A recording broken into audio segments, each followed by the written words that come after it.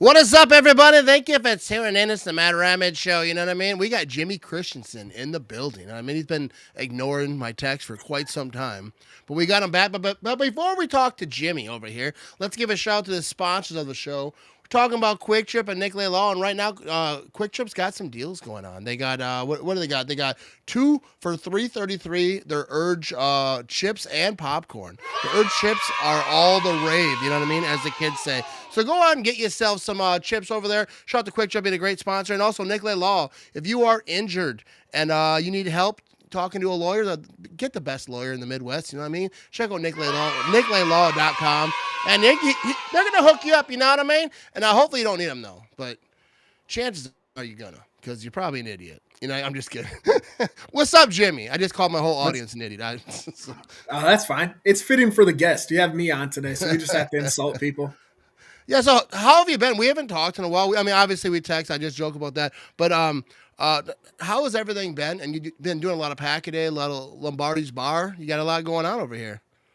Yeah. It's started Lombardi's Bar again this year. So Wednesdays at 8 Central, shameless plug. And then my work decided to give me more responsibility, which I think is just a terrible idea because I don't want it. And it's taken up way more of my life than I want it to.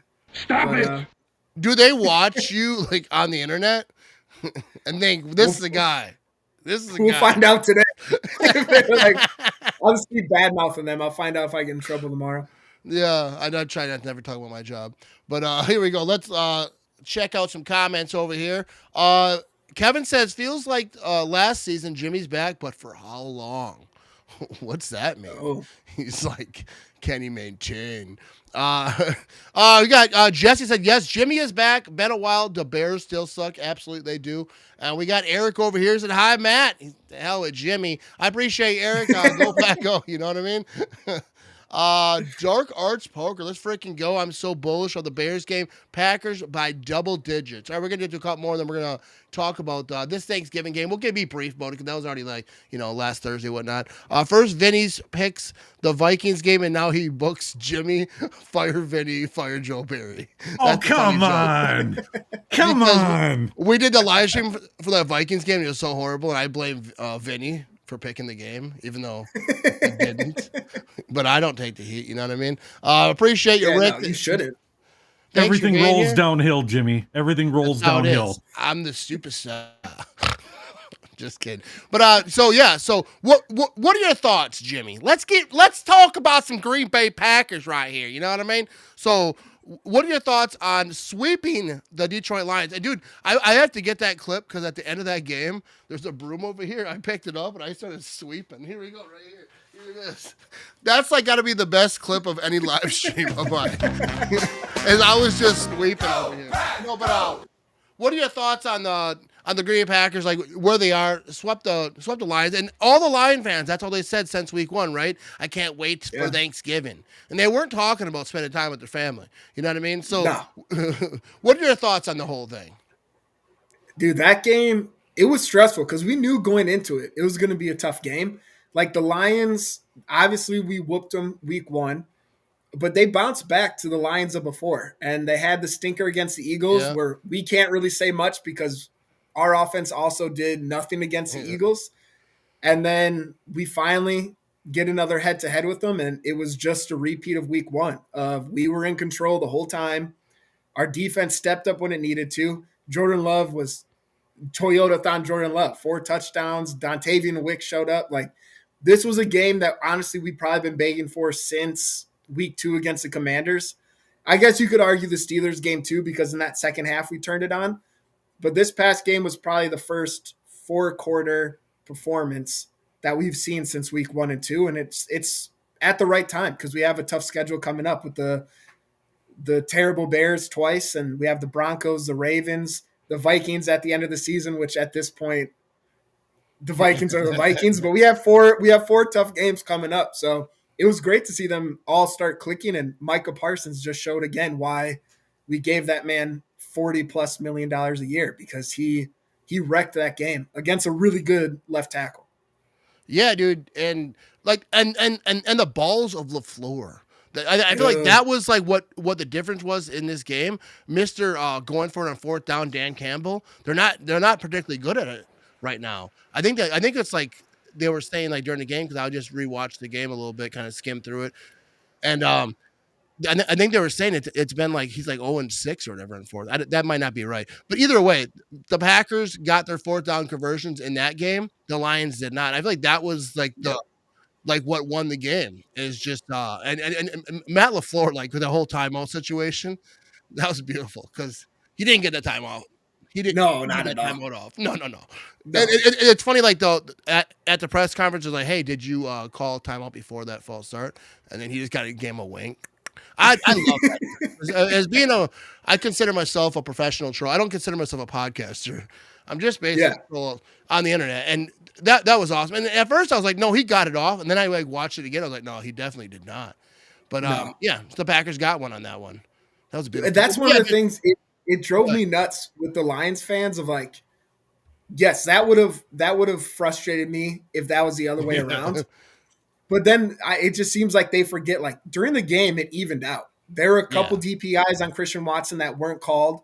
That one on third down where like the ref's staring at it and the DB just legit grabs Christian Watson's arm before the ball even gets there. It's like it evens out in the end. Like ours turned out to be a touchdown. It is what it is. 4th and 6, we still would have got points. We beat you guys by 7. It like we would have won that game regardless. Like, so I get it. The Dontavian Wicks thing they're complaining about is insane to me.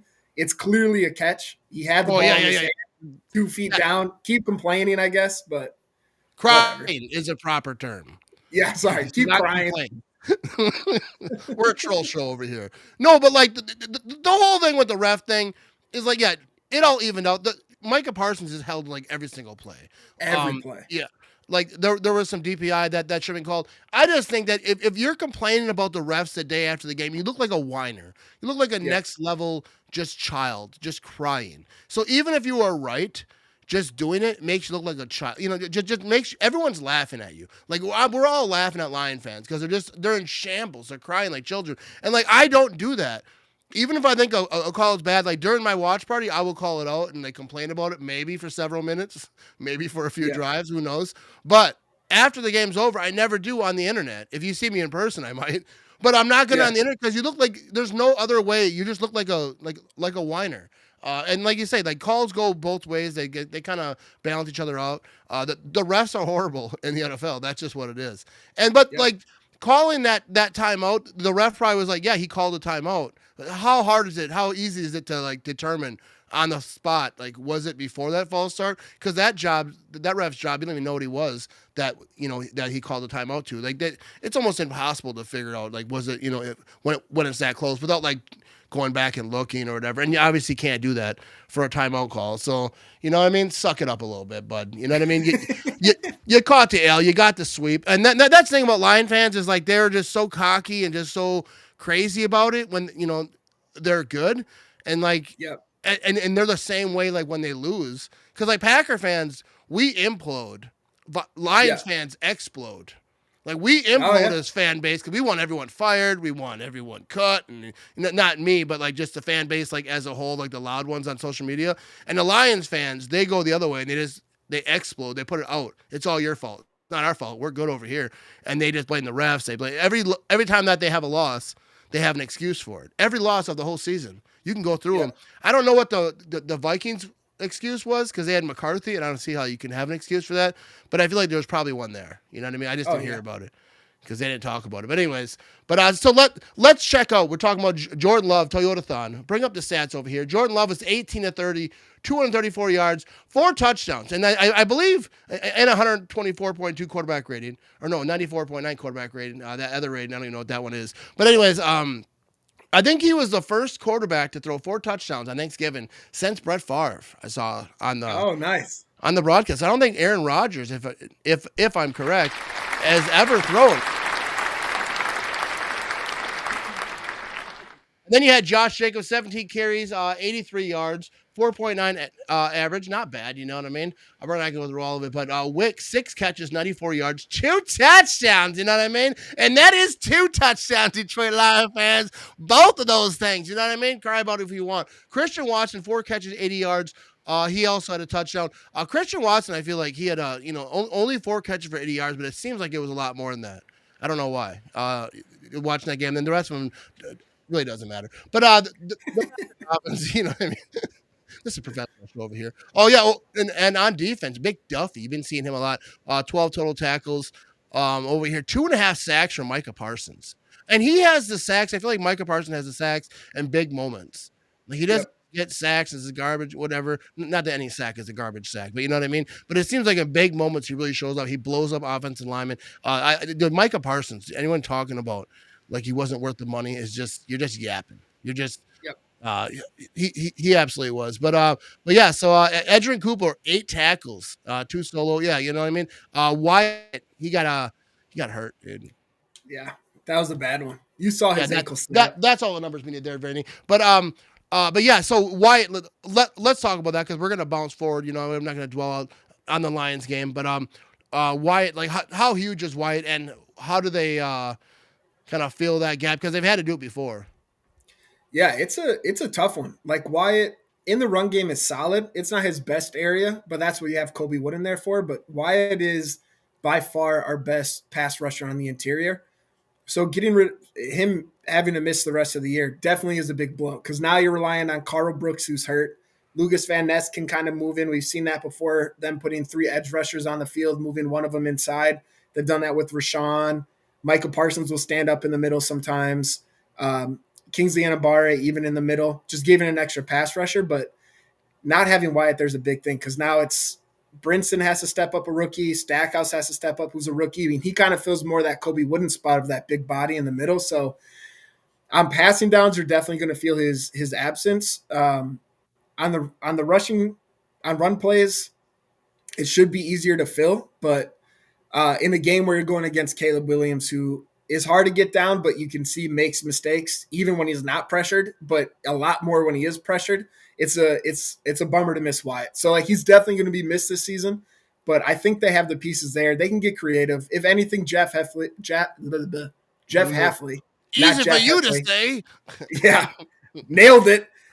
Jeff Hafley, like we saw it last year when his secondary just was abysmal. He got really creative with pressures, and I think he's just going to have to do that again, which is something he's done before. So I have the confidence in him to make some weird pressures happen on the quarterback, make them kind of second guess what's going on, and hopefully that kind of fills in for the absence. But we'll see what happens, man. Yeah, absolutely we will. All right, so we're going to look at the seeding over here. AFC, NFC. You know, I don't know if you heard it, Jimmy, but the Bears are the number 1 seed. Hurts my heart. Oh God! Dude, when that happened, Bears fans just erupted. Like the season's over as far as they're concerned, right? But give them their props. They are the number 1 seed, and then the number 2 seed is the Rams, who helped them out right there. Number 3, we got the Eagles. 4, Bucks. 5 seed is the Seattle Seahawks. 6 is your Green Bay Packers. 7 seed is the San Francisco 49ers over here. And then, AFC, you got the Patriots, who are like really surprising, dude. Like 11-2. That's crazy. Yeah, and then they get the Broncos, who the Packers play there, the number 2 seed. Number 3, you got the Jaguars, which is I forgot about them. Like they were good to start the season. I did kind of stop thinking about them, but they're there at the 3 seed. 4 seeds, the Baltimore Ravens, which is crazy because they're at 6-6, right? Is that what that says?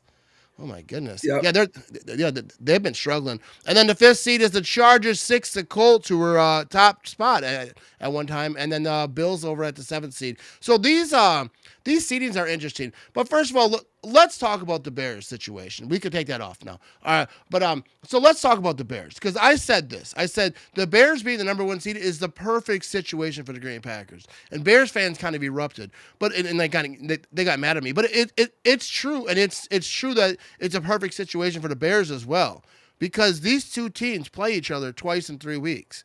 So if you can handle business against the Bears, Yep. and if the Bears can handle business against the Packers, it's gonna put you way ahead. Especially if it's a sweep. If it's a split, then it's like see what happens, who wins other games, whatever.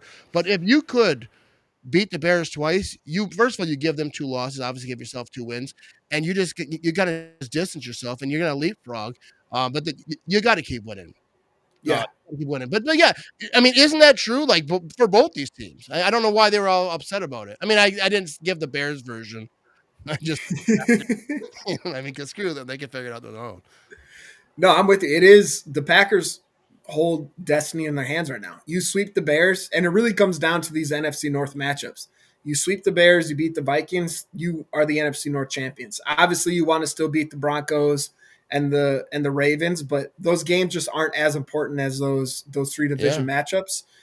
And the Bears, give them credit. You are number 1. It is what it is for right now.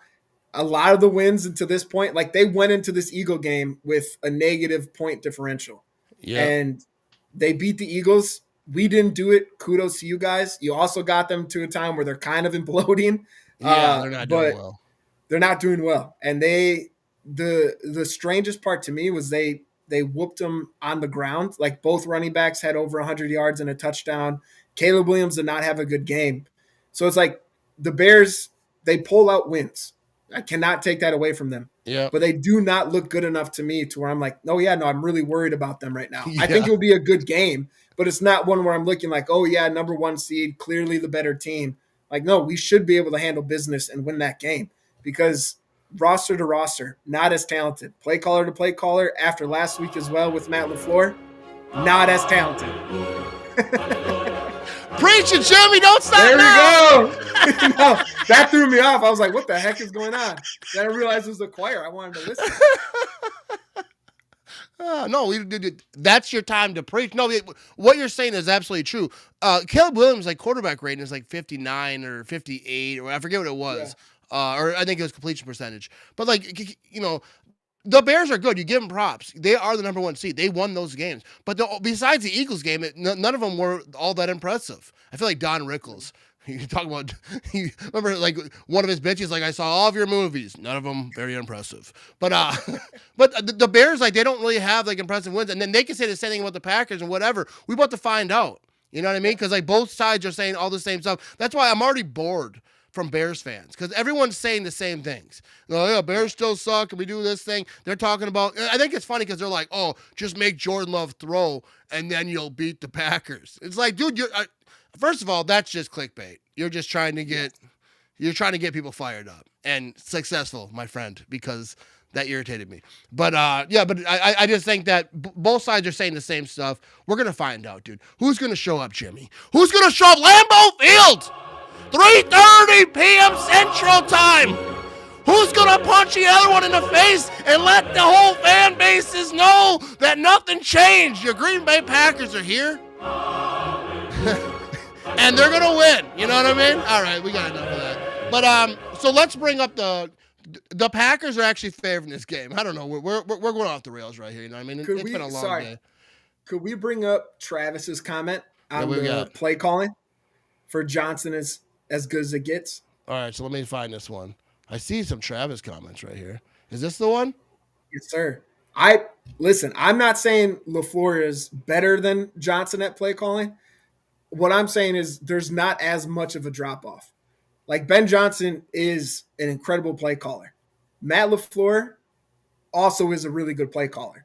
So to me, the difference there isn't as much to be like, oh, they have such a huge advantage. It's not to that level with me.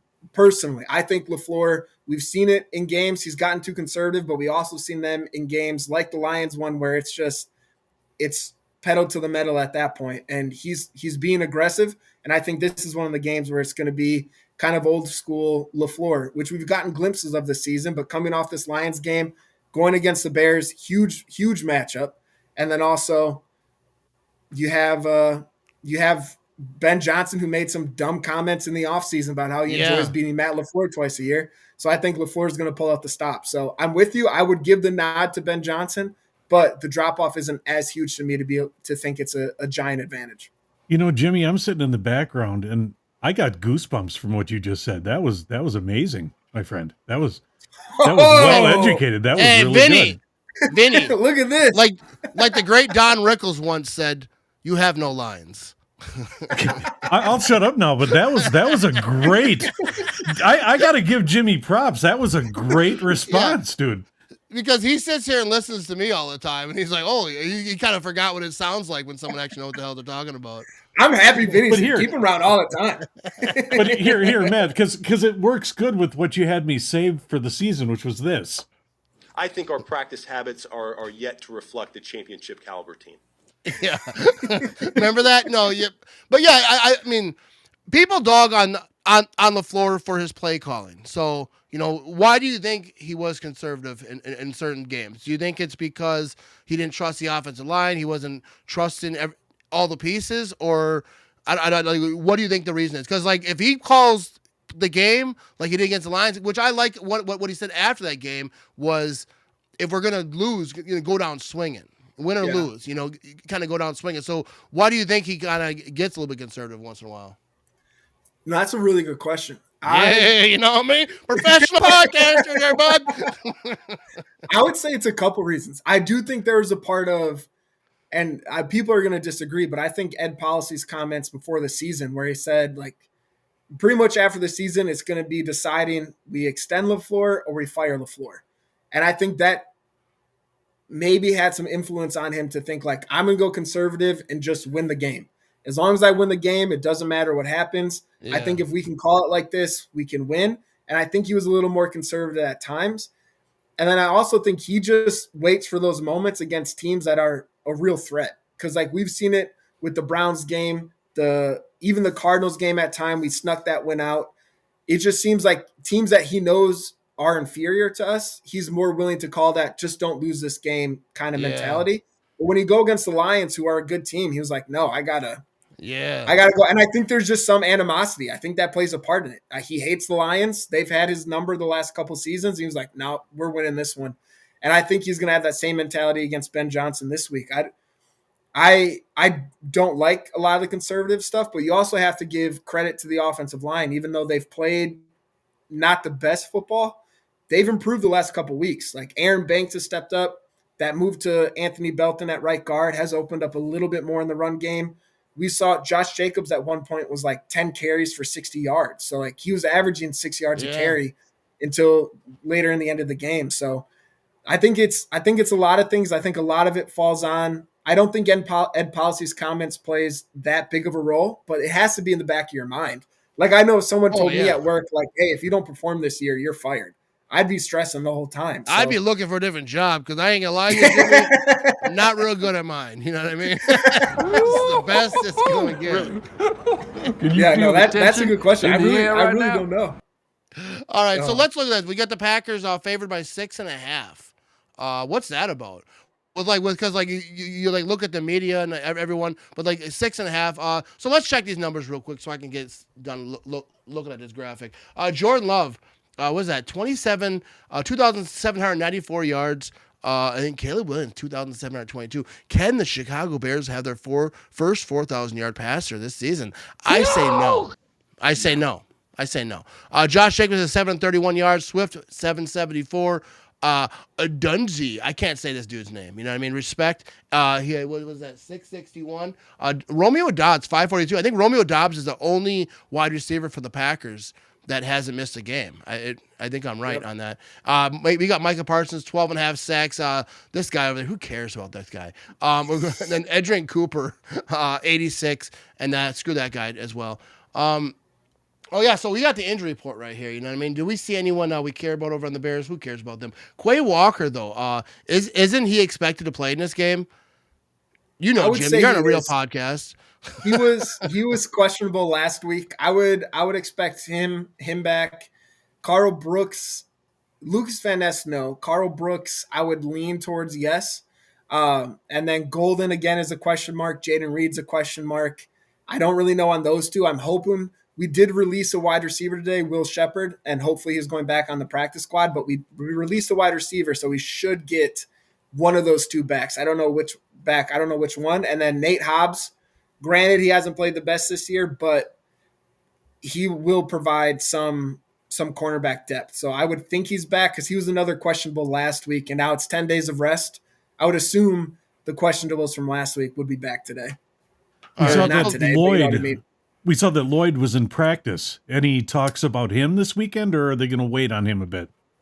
I feel like when they designate from IR, it's usually more than Yeah, I think it's pushed out. they usually push out. So I could imagine him being back for the Broncos at the earliest. I'm not going to rule it out, but I would be surprised. Same for him, Brendan Cox, John Oliver, all of them were designated for return. So I would be surprised if any of them suit up this week, but maybe next week because we saw that with Jaden Reed. He was activated last Friday and then still missed the Lions game a week later. So I think it's more of like you try to take as much of that 21-day window up as possible, kind of get them game ready.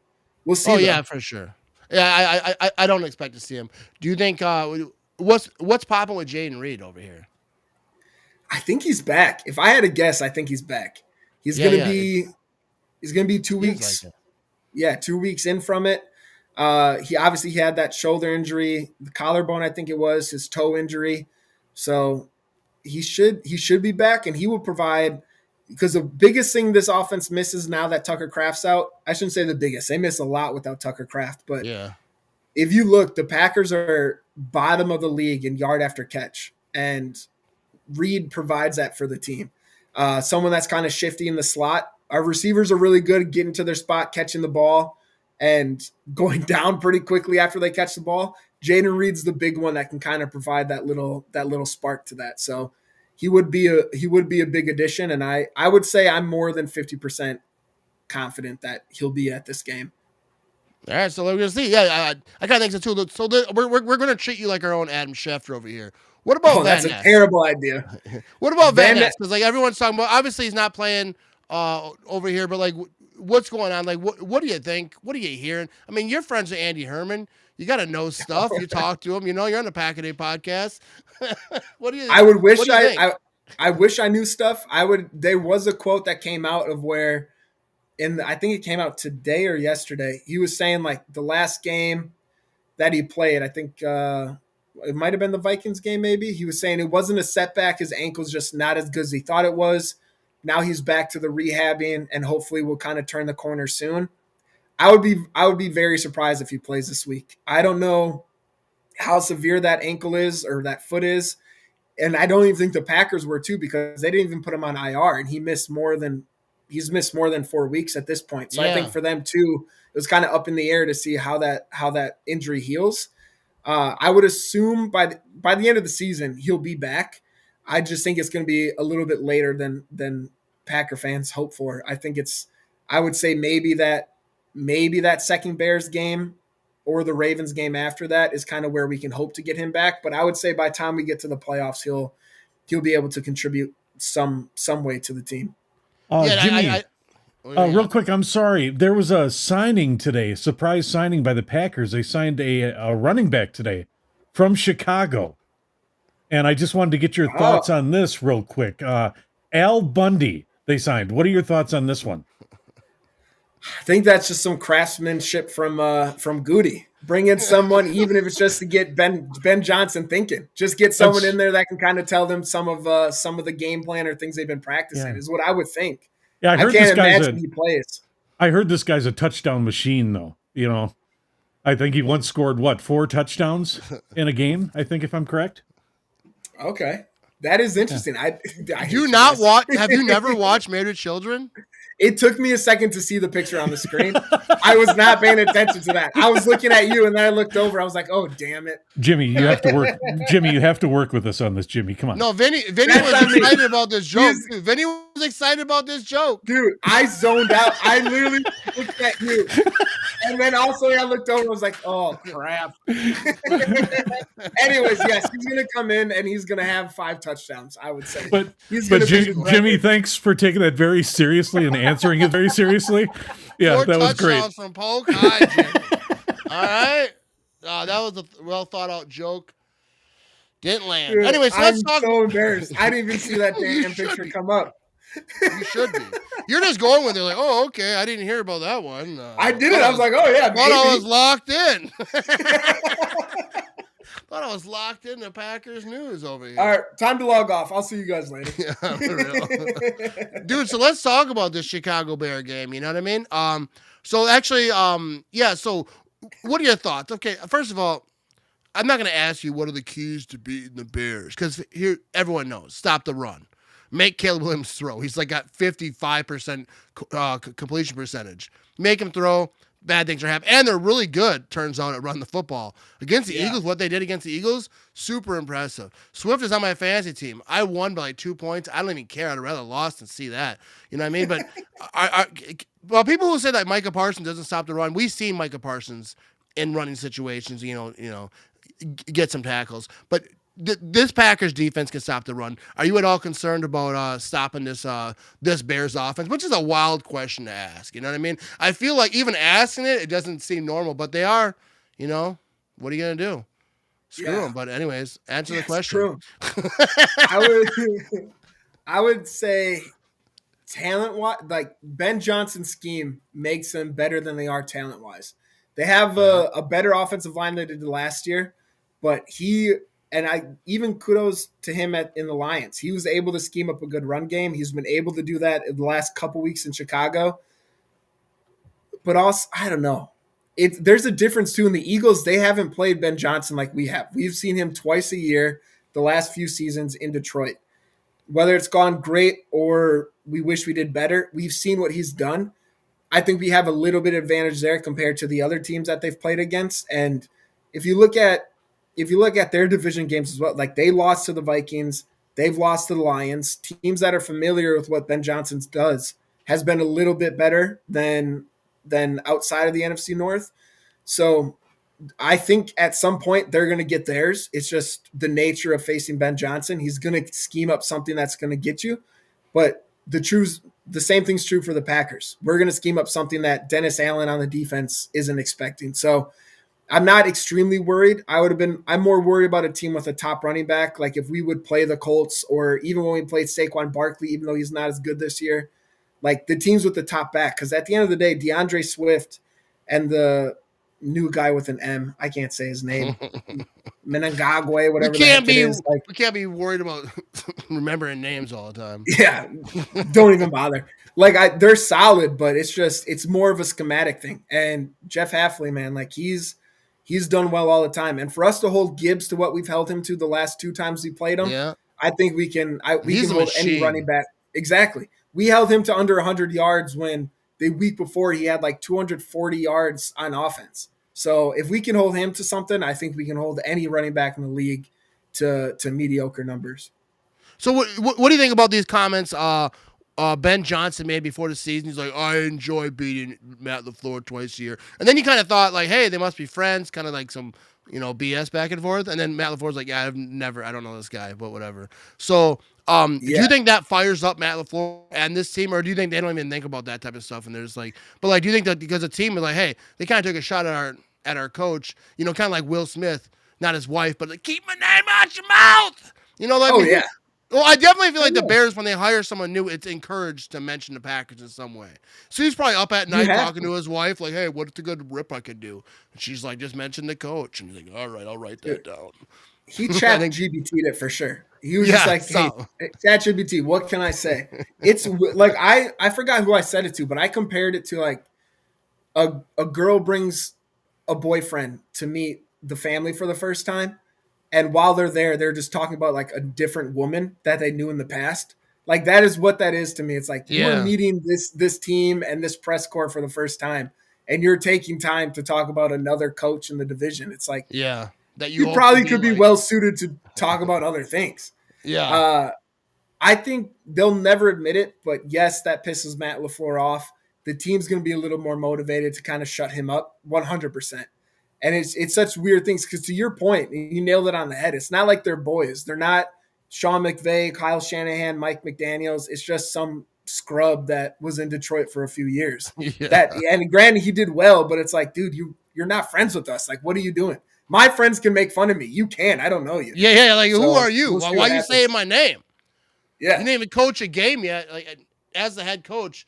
So let's get to some chat over here. You know what I mean? We got Matt Graham popping in. He said the goofy look on his face when he kind of looked for reaction when he said that, like really, yeah, like it was this kind of a weird thing. And then he has this thing like he ripped his shirt off, you know, in this last game, and he's kind of like getting after it, and everyone's all rah rah rah. I don't hate that because I get what he's trying to do. He's trying to be Dan Campbell. He's just like a little bit different way. He's trying to be the, you know, one of the guys, and he just won a game, so I won't call him corny for that. But I will. You know what I mean? Oh yeah, you should. There also was a hot dog company in Chicago that said if he takes his shirt off at any point, there's free hot dogs for a day. So I think that was kind of. And that was the Wiener Circle. The Wiener Circle. I saw that. Yes. I hate Ben Johnson. I got to give him credit for hooking up people with free food. If he's getting people free hot dogs, yeah, respect. We got to bounce off this subject because it's making him look good. But yeah. No, if that was the reason he's trying to get people, I mean, really, and I won't hate on like a guy in the locker room trying to get everyone riled up. He's won, you know, that big game. They won against a team everyone said they couldn't beat. You know what I mean? Everyone picked the Eagles. They're like, you never beat anyone. And then they're like, all right, well, you beat one team now. That's what I don't get about Bears fans, like how they're all juiced up. And I'm going to say, because it's hard to say, because they say the same thing about us. So that's all it is all we can do is just play this game and find out. Yeah. And they're going to, the Packers are going to beat the crap out of them. Isn't that what's got to happen? It has to. It has to. It's all's right in the world at that point. And not to be, people bring this up all the time. There's so many similarities to the 2010 team, but this is another one to where the Bears were in the standings, a better team than we were. I'm not saying real life better team, but in the standings, a better team. We went on to win the Super Bowl. The 27 age thing for the quarterback, the tight end going down for a season-ending injury. We have that. A running back coming back late in the season. They had James Starks. We have Marshawn Lloyd. There's so many similarities where, like, at some point you gotta say, like, this bad boy's destined to do some work in the playoffs. Yeah, absolutely, dude. It's just at this point because the Packers and Bears haven't had a relevant game where the Packers and Bears have both been fighting for like similar goal. You know what I mean? Like they're kind of head on. And this is the first time in a long time. And I feel like the Packers just have to go out here and punch them in the face and let them know. Because first of all, whoever does that in the second game, I feel like you're kind of in their head a little bit because the Bears play the Packers and then they go on to play the Browns and then it's the Packers again. The Packers, I forget who do they play directly after this Bears game? Is it the Broncos? The Packers? Yeah. Yeah, Broncos. They played the Packers and Broncos, so they have like that's a tough game after that. But yeah, the Packers just got to go out here and just punch them in the face. And Matt LaFleur has to have that same type of mindset of just being aggressive, going for the fourth downs if you have to. I mean, in smart situations, so, don't get stupid about it, but just be aggressive. Don't play scared. Don't play conservative. And I think Matt LaFleur can do it. If he does anything like he did in Detroit, let's go out here and punch him in the face, dude. Punch him in the face, Jimmy. Yeah, you gotta throat punch him. We're locked in over here. All right, I think you know what I mean. I don't even know what's going on. Let's get to a comment over here, Jimmy. I got nothing to say. Matt says, "Gotta weave in some Chris Farley. Hey, Aaron, remember when you remember that? You remember that time Chris Farley did that? He said, do you remember? You remember, Jimmy? I don't. Do you remember? I don't. Remember that time that Chris Farley made that skit when he just kept saying, "Remember that time?" You remember? I don't remember. Jimmy, that's your cue to say, yes, I remember. Yes, I remember. He did that one time. But yeah, so you know what I mean? I'm not going to drag this out. But so do you have a score prediction, Jimmy? What kind of game do you think it's going to be? I do think Love's it's going throwing to 4 be. touchdowns. What do you think?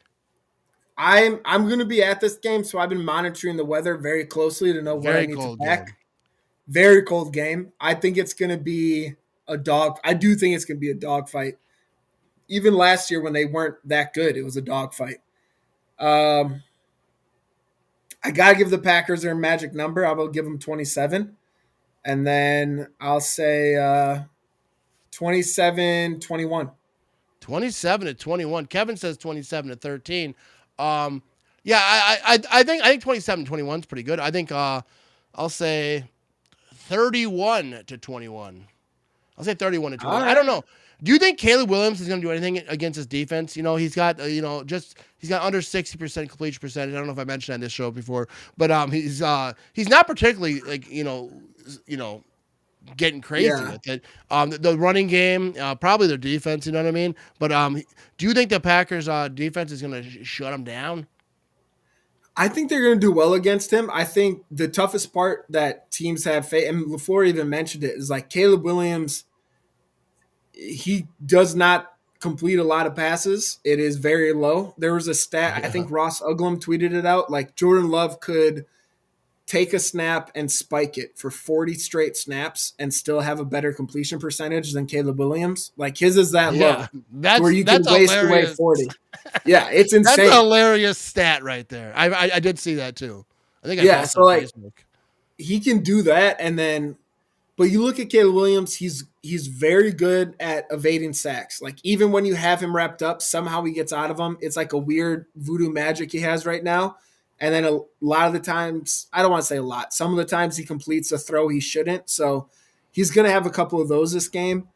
I still think at the end of the day, this defense is just, it's on a different level than anyone, than we've seen on the Packers for a very long time. And I think between him, Gary, who granted hasn't been the Gary that we've been hoping for this season that we saw at the beginning of the year, I still think we can do enough to disrupt the offense. I don't want this to bite me. I don't think it's going to. I'm just not worried about Caleb Williams. He'll get his. He might have a passing touchdown. That happens. Like Jameis Winston had a couple on us. Bryce Young did well. Or not really, but he made some throws. But it's just the nature of the beast. You're going to, as long as you have more got you plays than they got you, you're fine. And I think the Packers defense will do that against the Bears offense. Yeah, Caleb Williams doesn't really scare me. And I'm not saying like he's even a bad quarterback because he has freakish plays. Like he does stuff where he gets in a danger and he can really do that. But he doesn't overly scare me. And obviously, because I don't have to explain it why if you've watched the Bear game ever this year. Like they stop the run and make him beat you. And I feel like the Packers defense has the tools. They have the people to do it. Wyatt being out is going to hurt. This Packers offense is like the only issue for me is like, how are they going to play? Like, are they going to be aggressive? Are they going to try to get after? They can push the ball down the field. They can't play scared. I don't think they're going to because I think Matt LaFleur wants to punch Ben Johnson in the face, probably literally. I don't think he likes this dude. I think he wants to beat him, saying his name at his opening press conference for like no reason other than whatever. So let's just go out here. You got 2 games in 3 weeks. First game, go out there and punch him in the face. Punch him in the throat even, not even the face. Oh, yeah. One of those when someone walks up, hey, you hit him in the throat. No, they can't talk no more. I've never done that because I'm not that type of dude. I wish I was, but I see it in movies. It looks cool. Yeah. Do that to someone. Just walk up. I'm going to do it to you one time because you're a I was like, you come to the Bears game and punch me in the throat. I'm not going to punch you. I'll make that noise. Throat. Yeah. No, you'd beat the hell out of me. No, I'll look at you like, I didn't actually expect you to do that. No, you probably headbutt me. I didn't expect you to do that. So here's, you know what I mean? Roadhouse style. There we go. But yeah, so Jimmy, people can find you over there on the Pack-A-Day podcast, huh? Like every week, I think twice a week, or you get cut down again? Surprisingly, Andy has not smartened up. So you can find me on Fridays and Sundays at Pack-A-Day, and then Lombardi's Bar on Wednesdays on YouTube. We might go live on Twitter. I don't control that, but it's a little more uncensored like this, so you might hear some words. Because we're a family show over here, Jimmy. You go over to Jimmy's show, you just get rowdy. Yeah, it's not family for us. It is. No, I never. When you start saying Yeah, Just yeah. without You being weren't on hammered, I last mean. week. No, I didn't want to cut you off, but I was like, I've never been on this show like sober. I always know Yeah, when I'm going to somebody's bar. If I mean sober, I was like, all right, next guest, click. yeah, you shouldn't be sober. It's a bar themed show, so the more drinks you have, the better. Honestly, at that point. Yeah, it's all good. So be sure to check them out. Pack a Day Podcast. Pack a Day Podcast is the podcast, the Packers podcast. You know what I mean? They have one every week. A lot of good contributors. Every one of them just a little step above what this show is at. But you know what I mean? But that's why we try to drag them in here. Come on, get in here. And Jimmy's the only one that says yes so far. I'm just kidding and ask. But Jimmy, thanks for being here. This was fun, huh? Of course, dude. I miss. Yeah, we gotta get the Bears still sucking before we end this thing. You gotta dance, Jimmy. I am. I'm doing this. Oh, he's like, I'm moving my shoulders. That's good. This is my dance. Not moving the feet, you know what I mean? Official old white dude. But Jimmy, who is your most hated rival for the Packers? I'm not gonna lie. Before, like a couple years ago, I hated the Bears. Still hate the Bears. But then the cockiness that the Lions had, there is a little bit more sweetness of like, you guys got so cocky for 2 years that sweeping this year was absolutely beautiful because all we heard about was, you even mentioned it after week 1, like, oh, wait till Thanksgiving, we're going to kill you guys. We're a different team. Results still the same.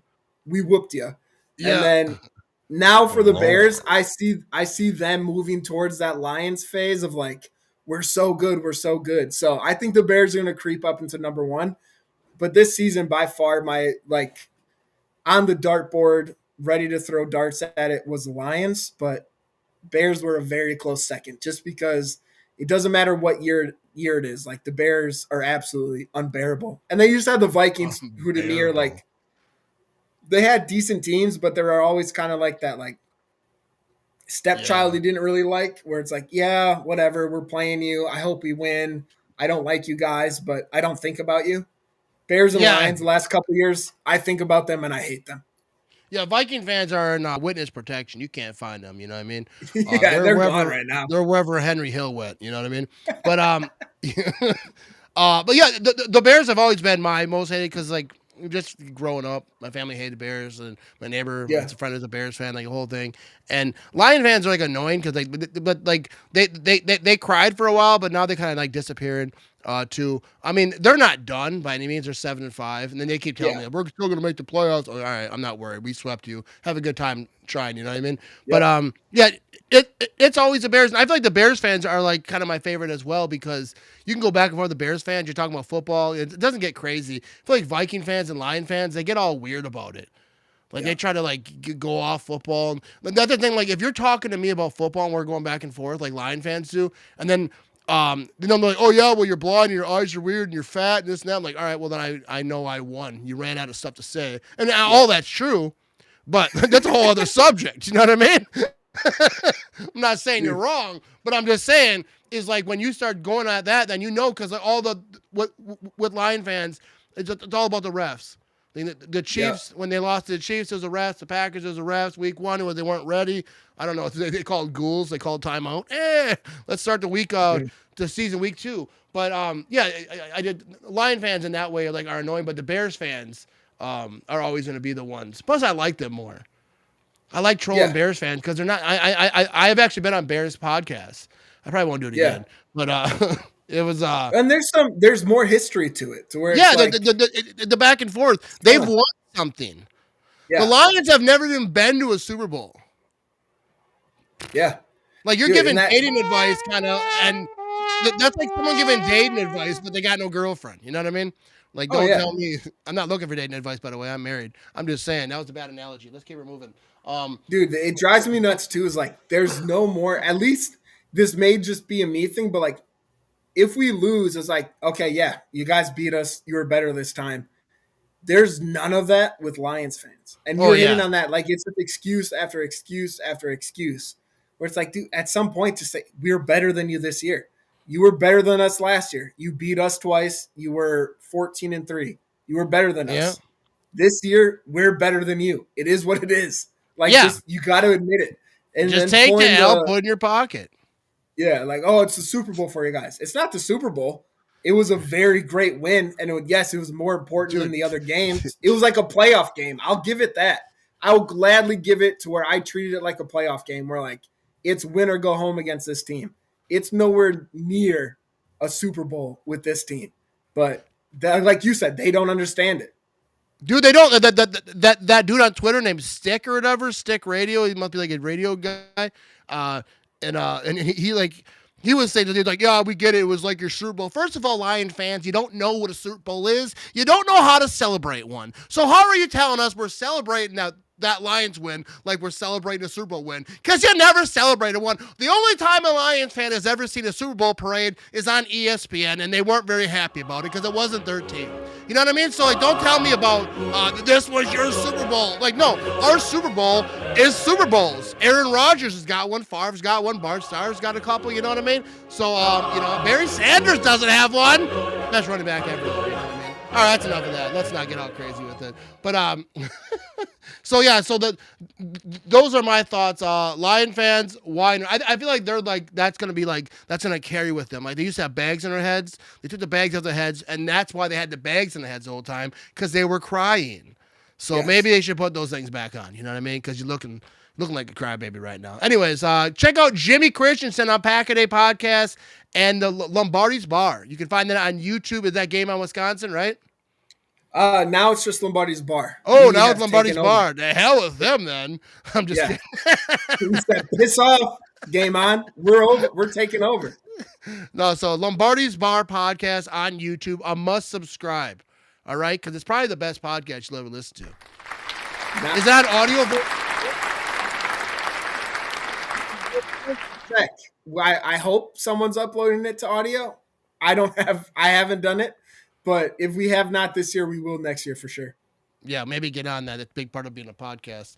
But we're gonna wrap this thing. I'm just kidding. Shout out to Jimmy over here, one of the great podcasters in the Packers sphere, Twitterverse. I don't know what you call it, but we're gonna wrap this thing up, Jimmy. Hey, thanks for being here. You happy about it? Yeah, of course.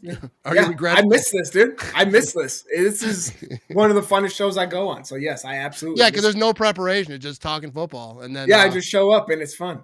Yeah, you know what I mean? All right. Thanks to everyone who tuned in. I'm sorry I didn't get to all the chat because I was trying to be respectful of the guests, you know what I mean? But I appreciate everyone who watches this, whether live on Facebook, YouTube, all places, or listen on the audio podcast. I appreciate both of you guys as well. You know what I mean? We're going to wrap this thing up. Go Pack, go! Let's go stomp out the Bears, you know what I mean? The Bears still suck. We're out of here. There you go. Here's the fuck can play us out. I'm going to go leave. Really suck.